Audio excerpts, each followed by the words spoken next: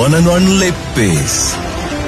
நான் குற்றம் சாட்டுகிறேன். முதல் குற்றவாளி இந்த அரசாங்கம், இந்த காவல்துறை, இந்த உளவுத்துறை. சும்மா மறுபடி செத்து பணமா விழுந்த பிறகு இன்னும் என்னென்ன நெரட்டிவ் செட் பண்ணிட்டு இருக்கீங்க? முதல் நாள்ல தொடங்குனதுல இருந்து இப்ப வரைக்கும் நாங்க கொண்டு போய் ஒரு அனுமதியை எழுதி கொடுக்கிற போது காவல் நிலையத்திலே எவ்வளவு பேர் வருவார்கள் என்பதை நாங்கள் சொன்ன பிறகு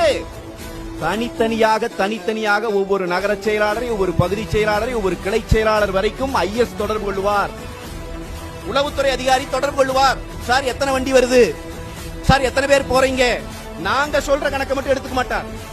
டோல்கேட்ல ஆள் நிக்கும் உளவுத்துறைக்கு, டோல்கேட்ல இந்த டோல்கேட்ல இத்தனை வண்டி கிராஸ் ஆயிருக்குது சார், சோ இவ்வளவு கூட்டம் வரப்போகிறது. இதை கொடுக்கிற வேலைதான் உளவுத்துறையின் வேலை. உளவுத்துறை இந்த ரிப்போர்ட் கொடுத்து காவல்துறை பாதுகாப்பு கொடுக்க வேண்டும் என்பதற்காகத்தான் அனுமதியே கேட்கப்படுகிறது. அதுதான் பேசிக். ஏன் நாம் அதை யாருமே பேச மாட்டேங்கிறோம்? விஜய் நேரம் கழிச்சு வந்தார். விஜய்க்கு கொடுக்கப்பட்ட நேரம் என்ன சொல்லுங்க? அனுமதி நேரம் என்ன? 3 to 10.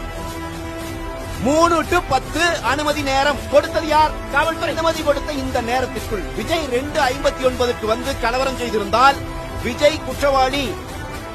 10:01 வந்து கலவரம் செய்திருந்தால் குற்றவாளி. 3 to 10 வரைக்கும் முழுமையான நேரமும் பாதுகாப்பு கொடுக்கிறேன் என்று காவல்துறை உத்தரவு கொடுத்திருக்கிறது. அப்புறம் தாமதமாக வந்தார்னா அப்ப முதல் நாளே என்ன நெரேட்டிவ் செட் பண்றீங்க? அவர் லேட்டா வந்தார். அவர் லேட்டா வந்திருந்தாலும் பாதுகாக்க வேண்டிய பொறுப்பு உங்களுக்கு இருக்கிறது என்பதையும் சேர்த்தே நான் சொல்லுகிறேன்.